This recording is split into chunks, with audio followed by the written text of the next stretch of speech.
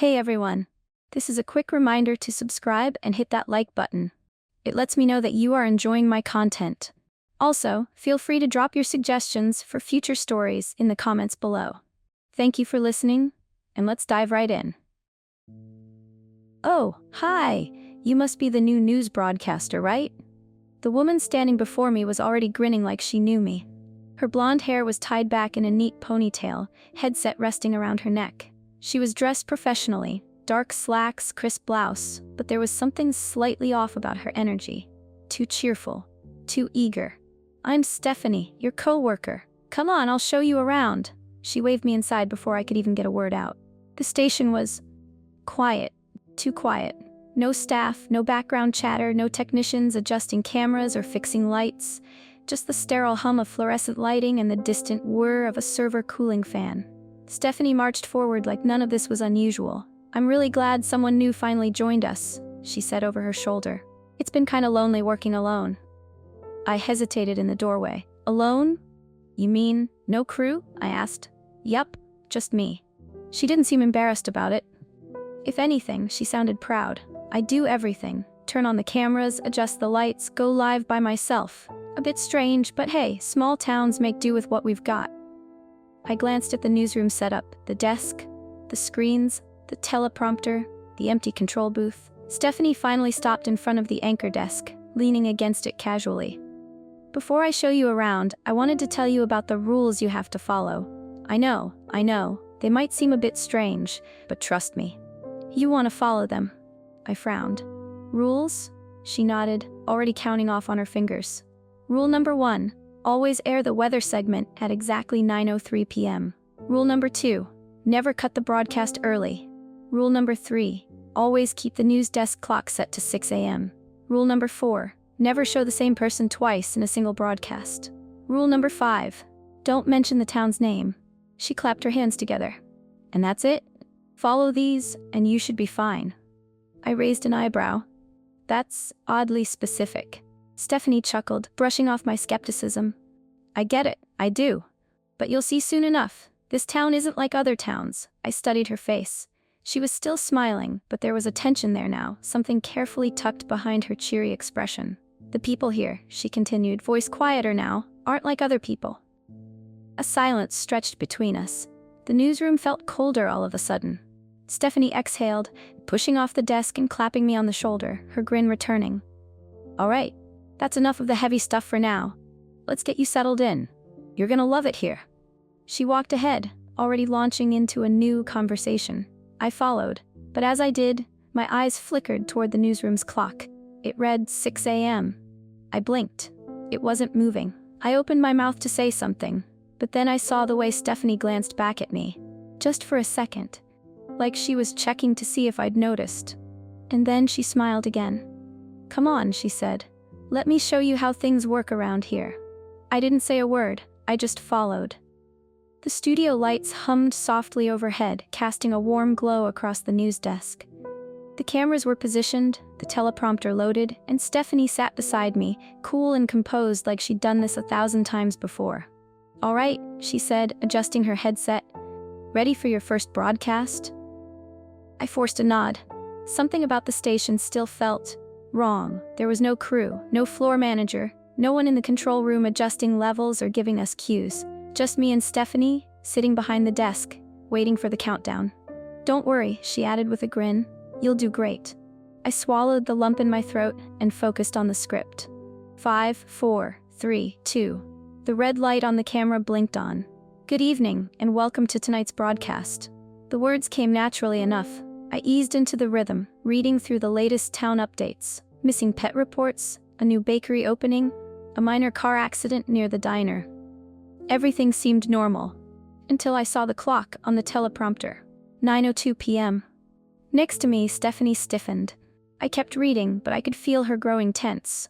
Her hands, which had been neatly folded on the desk, tightened into fists. 30 seconds. Stephanie's foot tapped impatiently under the desk. I reached the end of the segment, expecting to move on to the next topic, but Stephanie suddenly leaned forward and whispered, just loud enough for the mic to not pick up. "The weather, now."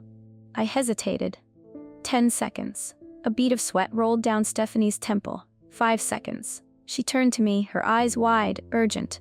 Read it now. I barely had time to react before she hit a button on the desk, forcing the screen to the weather segment just as the time flicked to 9:03 p.m. The moment I started reading, the lights flickered. A low howl rattled through the building. The studio doors shuddered, like something was trying to push against them from the outside. The script trembled in my hands. I kept reading, even as the wind outside began to scream against the windows. The forecast called for clear skies and mild temperatures, but as I spoke the words, I could hear the roar of a storm building beyond the walls. Stephanie stared ahead, her expression perfectly composed, but I could see her knuckles had gone white. I finished the segment. The wind stopped. The doors went still. The silence was so abrupt, it felt like the world had been holding its breath. I glanced at Stephanie. She let out a slow exhale and forced a smile, though her hands were still trembling. We finished the broadcast without another incident. When the red light on the camera finally blinked off, Stephanie turned to me, her voice light but forced. "See? Told you the rules were important." I nodded, but my stomach churned, because outside the studio, the pavement was wet, like it had just rained. But the forecast I'd read said nothing about rain. And neither did the sky. The next night, I tried to tell myself that yesterday had been a fluke. Maybe there had been a storm nearby, just some freak weather occurrence. Maybe the town's power grid was faulty, and that's why the lights had flickered. I wasn't convinced. But when 9:03 p.m. rolled around again, I made damn sure the weather segment was aired exactly on time. Stephanie shot me an approving nod, but there was something in her expression, something like relief. Like she hadn't been entirely sure I would get it right. The rest of the broadcast went smoothly, until we hit the local news segment. I was halfway through reading about a new bakery opening when I noticed something odd. The shop owner, a middle-aged man with a thick mustache, had been interviewed earlier in the broadcast about an upcoming town event. His face had flashed on screen, talking about the festival, standing in front of his bakery with a proud grin. Now, he was on screen again. Stephanie stiffened beside me. I barely finished reading the headline before the studio lights flickered again. The screen glitched, just for a split second. The man's face warped. Then, he was gone. The segment continued like normal, but the shop owner, his entire presence in the video, had vanished. The footage played as if he had never been there at all. I turned to Stephanie, heart pounding. Her jaw was clenched so tight, I thought she might break a tooth. But she kept reading, kept going like nothing had happened, so I did too. When the broadcast finally ended, I didn't even wait for the red light to go off before whispering, "What the hell was that?" Stephanie forced a tight-lipped smile and pulled off her headset. "Come with me," she muttered. I followed her out of the studio, into the silent, empty hallway. "You saw that, right?" I pressed. "The shop owner, he was just gone. The whole clip changed." Stephanie didn't answer. She just kept walking. We left the station and crossed the street to the bakery. The sign was still up, the lights were still on inside, but something was off. There was no one behind the counter. No customers, no staff. I hesitated before knocking on the glass door. No response. The bakery felt hollow. "Who owns this place?" I asked, turning to Stephanie. She gave me a slow, tired look. "No one." I felt a chill crawl down my spine. "What do you mean? He was just in the broadcast earlier." Stephanie shook her head. "No, he wasn't." I opened my mouth to argue, but then I realized something. I could remember the shop owner's face, his mustache, his voice. But when I tried to think of his name, there was nothing. Like he had never existed at all. I didn't sleep that night. The bakery sat empty, and the man who owned it, who had existed just hours ago, was gone. Not just missing. Not dead. Gone. Stephanie didn't talk about it. She just kept acting normal, as if nothing had happened. So the next evening, while we were setting up for the broadcast, I decided to push her. I was flipping through my notes when I turned to her casually. "Hey, what's the name of this town again?" The second the words left my mouth, I felt the change. Stephanie's smile faltered, just slightly.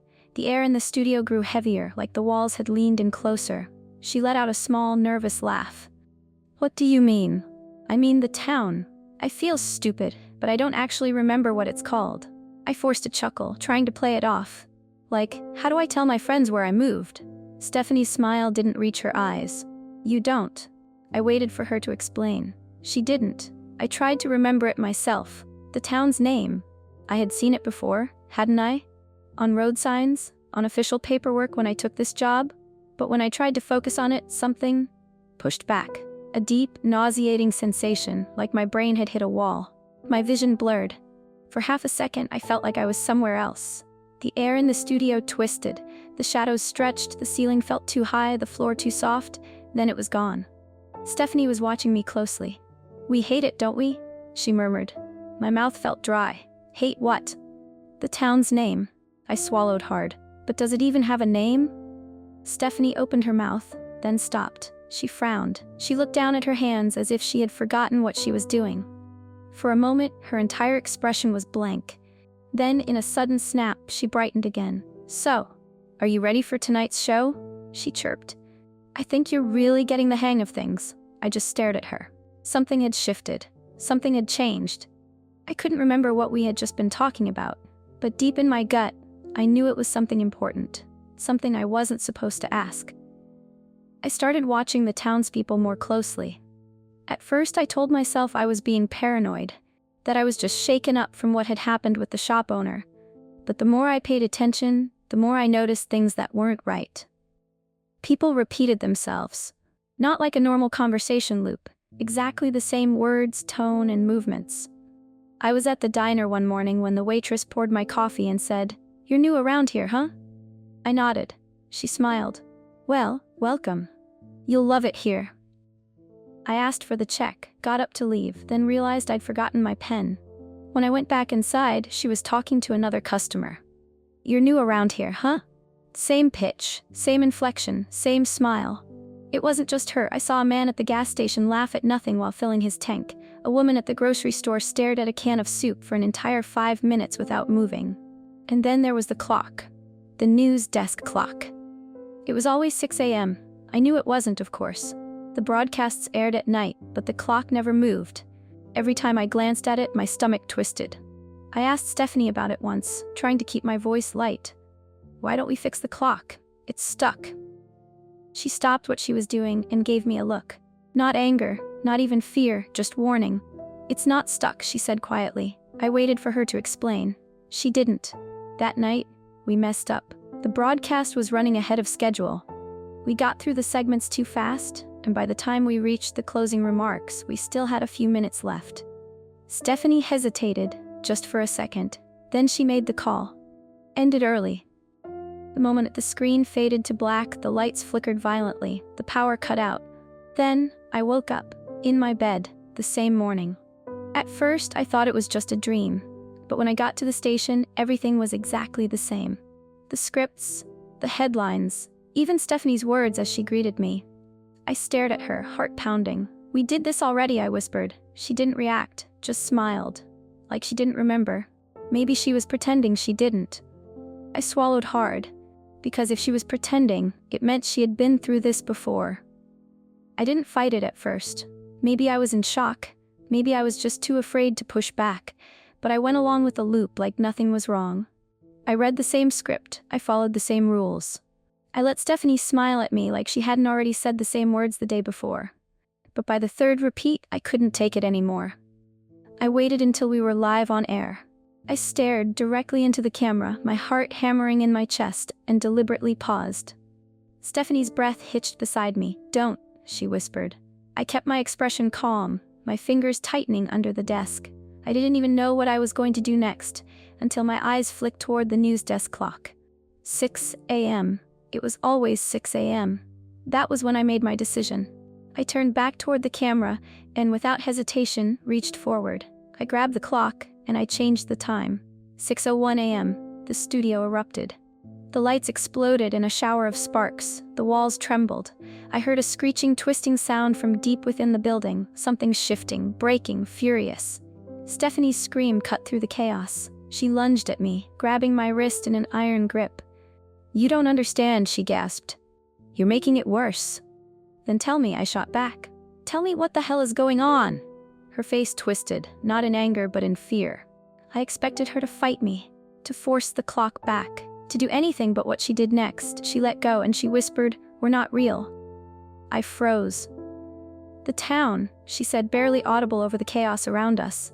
"It isn't just strange, it's alive. And we," her voice wavered, her eyes glistening, "we aren't supposed to exist outside of it." I felt like the floor had been ripped out from under me. "We're part of it," Stephanie continued, her voice hollow. "The news, the people, the loops, it keeps us here and we keep it stable. The rules stop it from falling apart." She grabbed my hands again, desperate. "If we break the rules, the town, it notices and it remakes us." I stared at her, my body trembling. "How many times have I been here?" I whispered. Stephanie swallowed. "Too many to count." The screen in front of us glitched violently. The walls bent inward. The camera's red light flickered. I turned toward it, heart pounding, and for the first time I wondered if anyone was actually watching. Was there ever an audience, or were we broadcasting to no one? The news desk clock ticked once. 6:02 a.m. I turned back to Stephanie, my breath shaky. Her expression was blank, and then she smiled, like she had forgotten everything that just happened. "Are you ready for tonight's show?" she asked, voice chipper. My stomach dropped. The loop had already restarted. The camera's red light blinked on, and I turned to face it, knowing that this had all happened before. That it would happen again. And I would never remember.